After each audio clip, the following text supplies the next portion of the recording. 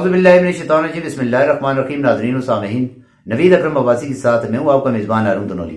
आज बात करेंगे एजुकेशन के हवाले से, खासकर सर्कल बकोट। बकोट एक पुराना गांव है, एक तारीखी अहमियत का अमल गांव है और उसमें तालीम के हवाले से क्योंकि बड़े बड़े नाम वहाँ पर गुजरे हैं और मुख्तलिफ अभी भी हैं जो पाकिस्तान के और बैनुल अक़वामी सतह पर मुख्तलिफ इदारों में अपनी खिदमत जो है वो सर अंजाम दे रहे हैं। वहाँ पर अगर तालीमी स्ट्रक्चर के हवाले से बात की जाए, उसमें तालीम के फ़रोग़ के लिए बात की जाए, तो वहाँ पर ये अफसोस के साथ ही कहना पड़ता है कि बड़े कम ऐसे लोग जो गुजरे हैं जिन्होंने कुछ ऐसी स्ट्रगल की हो ताकि मज़ीद आगे आने वाले बच्चे जो है, नौजवान जो हैं, वो इससे मुस्तफ़ीद हो सके।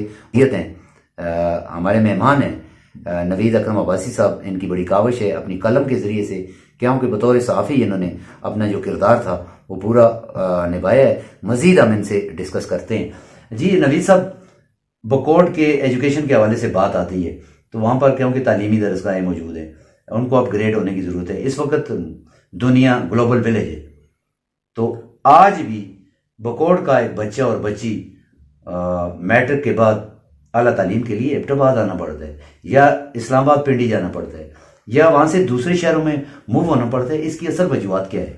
हाँ, शुक्रिया अरुण साहब। सर, आपने आज बात की है बकोट के हवाले से, वहाँ के तालीमी निज़ाम के हवाले से, वहाँ की सेहत के हवाले से। तो सबसे पहले मैं तालीमी हवाले से अगर बात करूँ, बकोट का एक पुराना नाम था, तारीख थी वहाँ पे 1901 में। अगर वहाँ पे गवर्नमेंट का प्राइमरी स्कूल था तो 54 में वहाँ पे हाई स्कूल था। और जिन लोगों ने वो तालीमी निज़ाम में बेहतरी लाई थी, पीर अकीकुल्ला बकोटी साहब थे, मल्ले थे, उन्होंने स्कूल वहाँ पे दिया था। तो अगर हम इकबाल खान जदून मरहूम की बात करें तो ये जब ज़ीरे तालीम थे, उन्होंने इंटर कॉलेज बकोट दिया था, मगर वो मार्शुल्ला दौर में ख़त्म हो गया था। नए दौर में हम बात करें तो ये बकोट डिग्री कॉलेज के हवाले से, तो ये 4 दफ़ा वहाँ पे सेक्शन 4 लगने के बावजूद, डिग्री कॉलेज बकोट के हवाले से 4 दफ़ा सेक्शन 4 लगने के बावजूद मुश्किलात आ रही हैं। समझ नहीं आ रही है लोग क्या कर रहे हैं, कहाँ से हो रहा है।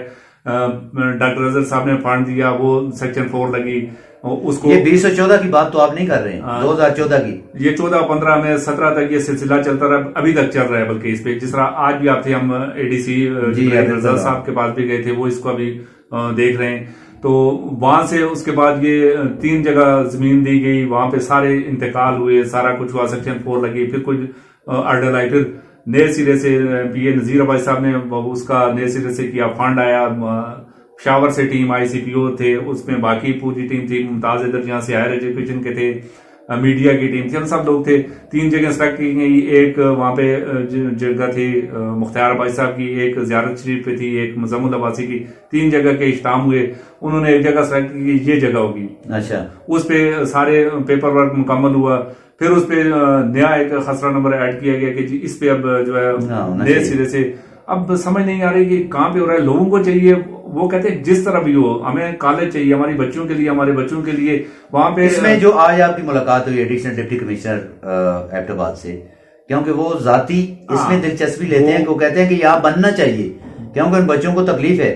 ख्वातीन के हवाले से, बच्चियों के हवाले से आपने बात की, उन्होंने कहा कि उनकी करारदाद लाएं, मुंतखब जो नुमाइंदगान है इसमें वो किरदार अदा करें।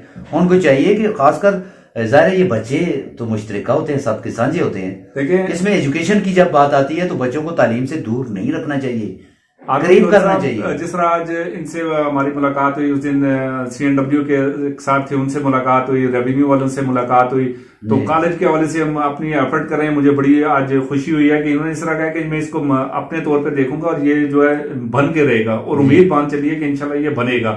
जिस तरह भी होता है, आप लोगों को एरिया है, वहां से बच्चे ट्रेवल करके यहाँ आते हैं, वहां से ना सिर्फ दूसरे शहरों में जाते हैं। मतलब बहुत बड़ा इलाका है हमारा सर्कल बकोट का, और वो बच्चियां बच्चे उनके लिए इंतहाई मुश्किल। इस तरह गर्ल्स हायर सेकेंडरी की मैंने बात की, वहां पे जब MPA शमूल खान था, उनका एक फंड लगा था, बिल्डिंग बनी है। उसके बाद दूसरे MPA फरीद खान रहे, उनका टेन्योर गुजरा है। तीसरे MPA नजीर अब्बाई साहब गुजरे, उनको बार बार कहा गया।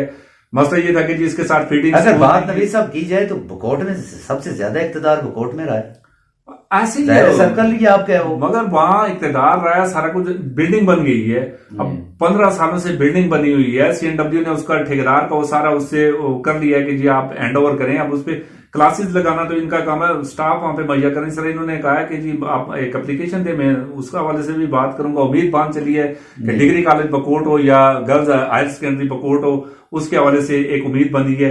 जिस तरह आप भी थे, हेल्थ की अगर बात करें तो डॉक्टर शहजाद साहब, डॉक्टर फैसल साहब, इन्होंने जो वादा किया था कि जी हम बकोट के लिए जो है हेल्थ फैसिलिटी देंगे, तो उन्होंने भी आज खुशी की बात यह है कि उन्होंने 2 डॉक्टर्स मुख्तलिफ जगहों से उनको अपॉइंट किया कि आप बकोट जाएंगे, वहां पे आप बैठेंगे, अपनी ड्यूटी करेंगे। इसी तरह पैरामेडिकल स्टाफ आवाम को चाहिए कि वो मॉनिटर करें इनको, आवाम को चाहिए कि उनके साथ तावन करें, मॉनिटर करें, और आवाम को शुक्रिया अदा करना चाहिए डॉक्टर शहजाद इकबाल का, डॉक्टर फैसल साहब का, एडीसी जिब्रील रजा साहब का। इंशाल्लाह ये काम होकर रहेंगे। शुक्रिया जी। तो नाज़रीन सामीन, तालीम के हवाले से और हेल्थ के हवाले से बकोट की जो सिचुएशन थी वो आपने जानी, नवीद अकरम अवाज साहब की ज़बानी।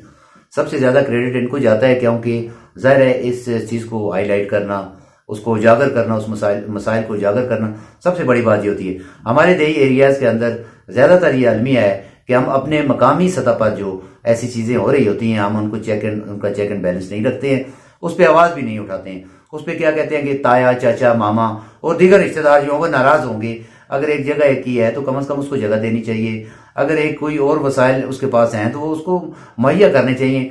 तालीम जो है वो तालीम सबके लिए है, सेहत सबके लिए है, क्योंकि उसमें पूरा गांव जो होता है वो एक घर की मानद होता है।